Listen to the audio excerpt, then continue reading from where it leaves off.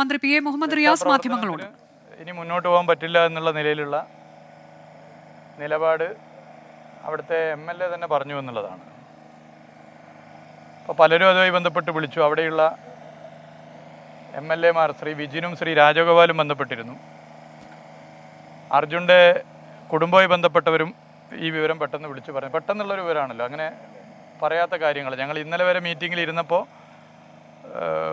പറയാത്ത കാര്യങ്ങളാണ് ഇപ്പോൾ പെട്ടെന്ന് പറഞ്ഞിരിക്കുന്നത്. ഇത് ഒരു തരത്തിലും ഞങ്ങളാരുമായും ബന്ധപ്പെട്ടിട്ടില്ല. കാരണം എല്ലാ കാര്യങ്ങളും ഞങ്ങൾ പരസ്പരം സംസാരിച്ചാണ് ഇതിന് തുടക്കം മുതൽ. അവിടുത്തെ ജില്ലാ കലക്ടറെ ഞാനിപ്പോൾ വിളിച്ചു, നിലപാട് പറഞ്ഞിട്ടുണ്ട്. കേരളത്തിൻ്റെ മുഖ്യമന്ത്രിയോട് സംസാരിച്ചു, അവിടെയുള്ള MLA മാരോട് സംസാരിച്ചു. അപ്പോൾ ദൗർഭാഗ്യകരമായ ഒരു നിലപാടാണ് അവിടുത്തെ MLA സർക്കാർ ആലോചിക്കുന്നു എന്ന് പറഞ്ഞ് പ്രഖ്യാപിച്ചിട്ടുള്ളത്. ഇപ്പോൾ അവിടെ നിന്നും വിജിൻ MLA പറഞ്ഞത് ഇപ്പോൾ തെരച്ചിൽ പ്രവർത്തനം നിർത്തി എന്നുള്ളതാണ്.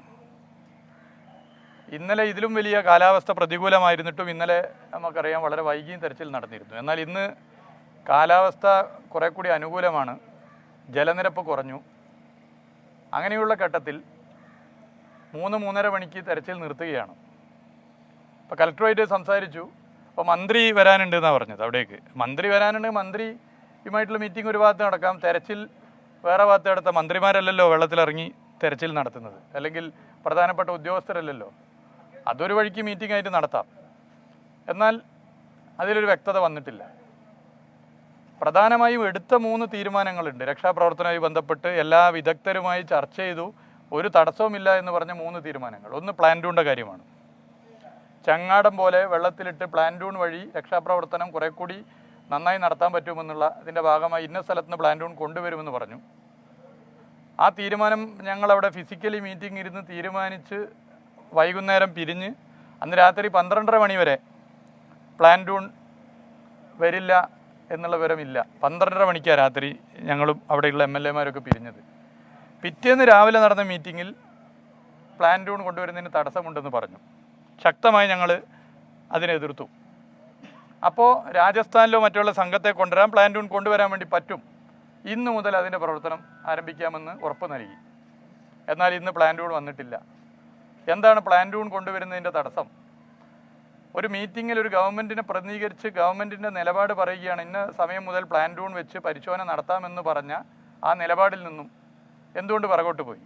അങ്ങനെ ഒരു തീരുമാനം കൈക്കൊള്ളുന്നുണ്ടെങ്കിൽ, അങ്ങനെ തീരുമാനം കൈക്കൊള്ളുമ്പോൾ എല്ലാ ഭാഗവും ആലോചിക്കണമല്ലോ. അങ്ങനെ എന്തെങ്കിലും തടസ്സം ഉണ്ടെങ്കിൽ അങ്ങനെ ഒരു തീരുമാനം കൈക്കൊള്ളാൻ പാടില്ല. അപ്പോൾ പറയണ്ടേ അങ്ങനെ ഒരു തടസ്സമുണ്ട് എന്ന്? അത് പറയാൻ തയ്യാറാവാൻ ശരിയായില്ല. തഗ് ബോട്ടിൻ്റെ കാര്യം, തഗ് ബോട്ട് എന്ത് വന്നാലും തഗ് ബോട്ട് കൊണ്ടുവരാൻ വേണ്ടി പറ്റുമെന്ന് പറഞ്ഞപ്പോൾ ഇന്നലെ എത്തിയില്ല, ഇന്നും എത്തുമെന്ന് പറഞ്ഞ് ഇന്നും എത്തിയിട്ടില്ല. എന്താണ് അതിനുള്ള തടസ്സം? തഗ് ബോട്ട് കൊണ്ടുവരുന്നതിന് എന്താണ് തടസ്സം? ഡ്രഡ്ജിങ് നടത്തുന്നതുമായി ബന്ധപ്പെട്ട് ഒരു പാലമാണ് തടസ്സം, അത് പരിഹരിക്കുമെന്ന് പറഞ്ഞു, അതും ചെയ്തിട്ടില്ല. അപ്പോൾ ഒരു രക്ഷാദൗത്യം ഇനിയിപ്പോൾ ലക്ഷ്യത്തിലെത്തില്ല എന്ന് 100% ഉറപ്പുണ്ടെങ്കിൽ നിർത്താൻ മറ്റെന്ത് വഴിയെന്ന് ചോദിക്കുമ്പോൾ അതിന് പറയാനുള്ളത്, ഇതൊക്കെ നമ്മൾ രക്ഷാപ്രവർത്തനത്തിൻ്റെ സാധ്യതകളായി കണ്ടതല്ലേ ഈ 3 വഴികളും. ഈ 3 വഴികളും തേടി അതും പരിശോധിച്ച് അത് ഫെയിലിയർ ആവുകയാണെങ്കിൽ, ഇപ്പോൾ ഉള്ളൊരു നിലപാട് പറയുകയാണെങ്കിൽ ആ പറയുന്ന വാദത്തെ ന്യായീകരിക്കാം. എന്നാൽ അങ്ങനെയാണോ ഇത്? അപ്പം സാധ്യതകളെ ഉപയോഗപ്പെടുത്തുന്നില്ല. പിന്നെ പറയുന്നത് ഇനി 21 ദിവസം കനത്ത മഴയാണ്. പ്രതികൂല കാലാവസ്ഥയിലും നമുക്ക് ഇത്തരം സംവിധാനങ്ങൾ ഈ പരിമിതിയിൽ നിന്നുകൊണ്ട് എങ്ങനെ രക്ഷാദൗത്യം നടത്താനാകുമെന്നുള്ളത് പരിശോധിക്കാവുന്നതാണ്. പലയിടത്തും നമ്മളങ്ങനെ പരിശോധിച്ചിട്ടുണ്ട്, മുന്നോട്ട് വന്നിട്ടുമുണ്ട്. മുന്നോട്ട് പോകുന്ന സ്ഥിതി പല സ്ഥലത്തും ഉണ്ടായിട്ടുണ്ട്. പല നിലയിലും നമുക്ക് അത്തരം നിലപാട് സ്വീകരിക്കാൻ പറ്റിയിട്ടുണ്ട്. ഇനി നേവൽ ബേസ്, ഇന്ത്യയിലെ ഏറ്റവും ഫൈനസ്റ്റ് നേവൽ ബേസ് ഉള്ളത് ഈ കർണാടകയിലല്ലല്ലോ. ഇപ്പോൾ പറഞ്ഞ നേവൽ ബേസാണോ ഇന്ത്യയിലെ ഏറ്റവും ടോപ്പ് നേവൽ ബേസ് സംവിധാനം? പല സ്ഥലങ്ങളിലും ഇല്ലേ? കേരളത്തിൻ്റെ മുഖ്യമന്ത്രി തന്നെ ഇതുമായി ബന്ധപ്പെട്ട് കേന്ദ്ര ഗവൺമെൻറ്റിന് കത്തയച്ചിരുന്നു. നേവൽ ബേസിലെ ഏറ്റവും സാധ്യതയുള്ള ഡൈവേഴ്സിനെയും മറ്റ് സംവിധാനങ്ങൾ ഉപയോഗപ്പെടുത്തണം. അങ്ങനെ സാധ്യതയുണ്ടോ? ആ സാധ്യത പരിശോധിച്ചിട്ടുണ്ടോ? ആ സാധ്യത പരിശോധിച്ച് അതിൽ നിന്നും പുറകോട്ട് പോയതാണോ? അല്ലെങ്കിൽ ഇന്ത്യയിലെ ഏറ്റവും വലിയ നേവൽ സാധ്യതയുള്ള ബേസാണ് ഇതെന്നും അതിൻ്റെ ഭാഗമായിട്ടാണ് ഈ കാര്യങ്ങൾ ചെയ്തതെന്ന് പറയാൻ വേണ്ടി പറ്റുമോ? ഇപ്പം എന്തുകൊണ്ട് അത് പരിശോധിക്കുന്നില്ല? അപ്പോൾ ഇനിയും ഒരുപാട് സാധ്യതകളുണ്ട്. ആ സാധ്യതകൾ പരിശോധിക്കാതെ ഇങ്ങനെ നിർത്തിവെക്കുന്ന നിലപാട് എന്ന് ഇപ്പോൾ ഇവിടെ MLA പ്രഖ്യാപിച്ചതിൽ നിന്ന് പിറകോട്ട് പോകാൻ കർണാടക ഗവൺമെൻറ് തയ്യാറാകണം. ഇത് ദൗർഭാഗ്യകരമാണ്. ഒരു തരത്തിലും ഇത് അംഗീകരിക്കാവുന്ന ഒരു നിലപാടല്ല. അതിൽ നിന്ന് പിറകോട്ട് പോകണം. ഇന്ന് ഫിഷറീസ് വകുപ്പ് മന്ത്രി അവിടെ വൈകിട്ട് വരുന്നു എന്ന് പറയുന്നു. ഫിഷറീസ് വകുപ്പ് മന്ത്രി ഇപ്പോൾ ഞങ്ങൾ ഫോൺ ചെയ്തു, ഫോണിൽ ഇപ്പോൾ കിട്ടിയിട്ടില്ല, ഒന്നും കൂടി ട്രൈ ചെയ്യാം. ബഹുമാനപ്പെട്ട മുഖ്യമന്ത്രി തന്നെ ഇതുമായി ബന്ധപ്പെട്ട് ഇടപെടൽ നടത്തുന്നുണ്ട് എന്നാണ് ഞാൻ മനസ്സിലാക്കുന്നത്. അപ്പോൾ ഫിഷറീസ് മന്ത്രി വന്നുകൊണ്ട് ഇപ്പോൾ എടുത്തിട്ടുള്ള ഈ തീരുമാനത്തിൽ നിന്ന് പിറകോട്ട് പോകണം. സാധ്യതകൾ ഇനിയുണ്ട്. നമ്മൾ ഒരുമിച്ച് ചർച്ച ചെയ്ത് തീരുമാനിച്ച കാര്യങ്ങളില്ലേ? കേരളത്തിലെ ഗവൺമെൻറ്റിലെ പ്രതിനിധികളായ മന്ത്രിമാർക്കും MLA മാർക്കും അവിടെ വരാനും അഭിപ്രായങ്ങൾ പറയാനേ പറ്റൂ. കാര്യങ്ങൾ നടപ്പിലാക്കാൻ ഭരണഘടനാപരമായി തടസ്സങ്ങളുണ്ടെന്ന് നമുക്കറിയാം. എന്നാൽ വളരെ പോസിറ്റീവായി എല്ലാവരും ചർച്ച ചെയ്ത് എടുത്ത തീരുമാനമുണ്ടല്ലോ. ആ തീരുമാനത്തോടെ എല്ലാവരും യോജിച്ചതല്ലേ? ആ യോജിച്ചെടുത്ത തീരുമാനം 3 എണ്ണമാണിപ്പോൾ തീരുമാനിച്ച് നടപ്പിലാക്കാതെ പോകുന്നത്. അപ്പോൾ അത് ഒരു തരത്തിൽ ശരിയല്ല. അതുകൊണ്ട് യോഗമെടുത്ത തീരുമാനങ്ങൾ നടപ്പിലാക്കണം. യോഗമെടുത്ത തീരുമാനങ്ങൾ നടപ്പിലാക്കുന്ന പോലെ തന്നെ അവിടെ ഇതൊക്കെ ഏകോപിപ്പിക്കാനും ഇടപെടാനുള്ള സംവിധാനങ്ങൾ ഒരുക്കി മുന്നോട്ട് പോകണം. ഇപ്പോൾ പറഞ്ഞിട്ടുള്ള കാര്യം ദൗർഭാഗ്യകരമാണ്.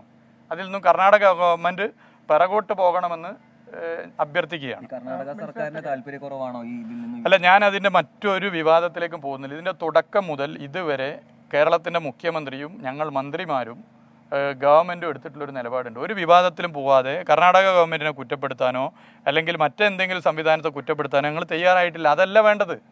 അങ്ങനെ ചെയ്യുന്നൊരു രീതി പൊതുവെ ഇത്തരം ഘട്ടങ്ങളിൽ വേണ്ട എന്ന നിലപാടാണുള്ളത്. അത് പരമാവധി ആ നിലയിൽ തന്നെ ഇടപെട്ട് സഹകരിച്ച് അവിടെ ഇതുമായി ബന്ധപ്പെട്ട് കഠിനാധ്വാനം ചെയ്തവരുണ്ട്. അവരെല്ലാം അംഗീകരിക്കുകയാണ്. അവരുടെ എല്ലാം കഠിനാധ്വാനത്തെ അതേ അർത്ഥത്തിൽ കാണുകയാണ്, എല്ലാ നിലയിലും കാണുകയാണ്. അതിലൊന്നും ഒരു തർക്കമില്ല. എന്നാൽ നമുക്കിനിയും സാധ്യതയില്ലേ? ആ സാധ്യത ഉപയോഗപ്പെടുത്തണ്ടേ?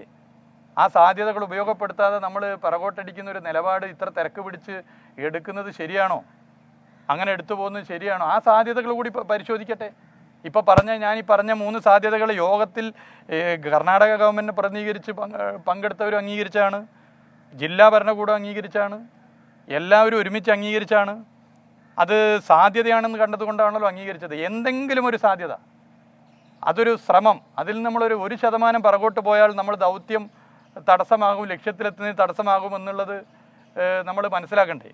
അതുകൊണ്ട് എല്ലാ സാധ്യതയും ഉപയോഗപ്പെടുത്തണം. ഇതാണ്. അതുകൊണ്ട് മറ്റാരെയും കുറ്റപ്പെടുത്താൻ തുടക്കം മുതലേ ഞങ്ങളെടുത്തൊരു നിലപാടിൽ പിറകോട്ടൊന്നും പോകുന്നില്ല. ഇപ്പോൾ ആരെങ്കിലും കുറ്റപ്പെടുത്താനോ അനാവശ്യ വിവാദങ്ങളിലേക്ക് പോകാനൊന്നും താല്പര്യമില്ല. പക്ഷേ എടുത്ത തീരുമാനം 3 കാര്യങ്ങൾ നടപ്പിലാക്കാതെ പെട്ടെന്ന് ഞങ്ങൾ ആരുമായും ബന്ധപ്പെടാതെ ഇങ്ങനെ ഒരു പ്രഖ്യാപനം നടത്തുന്നത് ശരിയല്ല.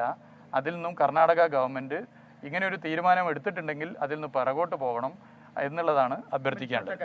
ഈ ദൗത്യത്തിന് നേരിട്ട് കേരള സർക്കാർ ഏതെങ്കിലും തരത്തിലുള്ള സഹായം ചെയ്യുന്ന കാര്യം പരിഗണിക്കുന്നുണ്ടോ? അല്ല, കേരള സർക്കാർ ചെയ്യാൻ പറ്റുന്ന, ഭരണഘടനാപരമായി ചെയ്യാൻ പറ്റുന്ന എല്ലാ കാര്യവും കേരള സർക്കാർ ചെയ്യുന്നുണ്ട്. ഈ സംഭവം നടന്ന അന്ന് മുതൽ ഞങ്ങൾ എല്ലാ നിലയിലും അവരെ കോൺടാക്ട് ചെയ്യുന്നുണ്ട്. അത് കോൺടാക്ട് ചെയ്ത് പരമാവധി ആ നിലയിൽ തന്നെ ഇടപെട്ടു. പിന്നെ ഒരു MLA മാരുടെ ഒരു സംഘത്തെ പറഞ്ഞയച്ചു. മറ്റൊരു സ്റ്റേറ്റാണ്, അവിടെ പോയി മന്ത്രിമാർ തമ്പടിച്ച് നിന്ന് കാര്യങ്ങൾ മറ്റൊരു സ്റ്റേറ്റിൻ്റെ കാര്യത്തിൽ ഇടപെടാൻ പറ്റില്ല, നമുക്കറിയാം. എന്നാൽ ഒരു 8-10 ദിവസം കഴിഞ്ഞപ്പോൾ ഞങ്ങൾ തന്നെ നേരിട്ട് പോയി. കാരണം ഇതുണ്ടായ ഉടനെ തന്നെ പോകുന്നതും ഒരു ഉടനെ പോയാൽ അത് വേറെ നിലയിലുള്ള സംസാരം വരും, മറ്റു നിലയിൽ ഇടപെടുന്നു എന്നുള്ള അങ്ങനെയൊന്നും ആവശ്യമില്ല. അവരെ വിശ്വാസമുള്ളത് കൊണ്ടാണ്, ആ ഗവൺമെൻറ്റിനെ വിശ്വാസമുള്ളത് കൊണ്ടാണ് ചെയ്തത്. ആ നിലയിലാണ് നിലപാട് സ്വീകരിച്ചത്. എന്നാൽ പിന്നീട് അവിടെ തീരുമാനത്തിൻ്റെ ഭാഗമായി ഞങ്ങൾ പോയി. ആ പോയതിൻ്റെ ഭാഗമായിട്ട് ചില ക്രിയാത്മകമായ നിർദ്ദേശങ്ങൾ ചർച്ച ചെയ്തു, അത് തീരുമാനിച്ചു. ആ തീരുമാനം അവിടുത്തെ ഉത്തരവാദിത്തപ്പെട്ട കർണാടക ഗവൺമെൻറ്റിനെ പ്രതിനിധീകരിക്കുന്നവർ പ്രഖ്യാപിച്ചു. നിങ്ങളൊക്കെ TV യിൽ കണ്ടതല്ലേ? ആ പ്രഖ്യാപിച്ച കാര്യങ്ങൾ എന്താണ് നടപ്പിലാക്കാത്തത്? ഇത് ന്യായമായൊരു ചോദ്യമല്ലേ? ഇതൊരു മന്ത്രി എന്നുള്ള നിലയിൽ എൻ്റെ ചോദ്യമല്ല, ഒരു പൗരൻ എന്നുള്ള നിലയിലുള്ള ചോദ്യമാണ്. ഈ കാണാതായ അർജുൻ ഉൾപ്പെടെയുള്ള 3 പേരെ കണ്ടെത്താൻ എന്തെങ്കിലും സാധ്യതയുണ്ടെങ്കിൽ ആ സാധ്യത ഉപയോഗപ്പെടുത്തണമെന്ന് ലോകത്ത് എവിടെയുമുള്ള മലയാളികൾ ഉൾപ്പെടെയുള്ള മനുഷ്യരുടെ ഒരു ചിന്തയാണ് ഞാൻ പങ്കുവെക്കുന്നത്. ആ നിലയിൽ ഇപ്പോൾ പ്രഖ്യാപിച്ച തീരുമാനത്തിൽ നിന്നും കർണാടക ഗവൺമെൻറ് പിറകോട്ട് പോകണമെന്നുള്ളത് അഭ്യർത്ഥിക്കുക. ഈ ഫ്ലോട്ടിംഗ് പ്ലാറ്റ്ഫോം അടക്കം മറ്റ് സംസ്ഥാനങ്ങളിൽ നിന്ന് വരേണ്ടതെന്നാണ് അവർ പറയുന്നത്. ബാർജ് തമിഴ്നാട്ടിൽ നിന്ന് കൊണ്ടുവരണം. നമുക്ക് ഏതെങ്കിലും തരത്തിലുള്ള അല്ല, ഞാൻ പറയുന്നത് ഇതൊക്കെ തീരുമാനം എടുക്കുന്ന സമയത്ത് ഇതായിരുന്നില്ലല്ലോ അഭിപ്രായം. തീരുമാനം എടുക്കുന്ന സമയത്ത് ഇങ്ങനെ ഒരു അഭിപ്രായം വന്നില്ലല്ലോ. നമ്മളിത് എല്ലാ ഭാഗവും അന്വേഷിച്ചിട്ടാണല്ലോ നമ്മളിതൊക്കെ പറയുക. നിങ്ങൾ ഇത്തരം പ്രവർത്തനങ്ങൾ കണ്ടവരാണ്. എല്ലാ കാര്യവും അന്വേഷിച്ച് എല്ലാ സംവിധാനവും അന്വേഷിച്ചിട്ടല്ലേ ഒരു യോഗത്തിൽ തീരുമാനമായിട്ട് വരിക. ഒരു യോഗത്തിൽ തീരുമാനമാകുന്നു, അതൊരു രഹസ്യ തീരുമാനമല്ല, അത് പരസ്യപ്പെടുത്തുന്നു. അങ്ങനെ പരസ്യപ്പെടുത്തിയ ഒരു തീരുമാനത്തിൽ നിന്ന് പിന്നെ പുറകോട്ട് പോവുകയാണിത്. ഇവിടെ ഇല്ല, അവിടെയാണ്, അവിടെ ഇല്ല, ഇവിടെയാണെന്ന് പറയുന്നത് ഒരു സർക്കാർ സംവിധാനത്തിൽ ശരിയാണോ? അതുകൊണ്ട് ഇപ്പോൾ പ്രഖ്യാപിച്ചിട്ടുള്ള നിലപാടിൽ നിന്നും കർണാടക ഗവൺമെൻറ് പുറകോട്ട് പോകണമെന്ന് അഭ്യർത്ഥിക്കുക.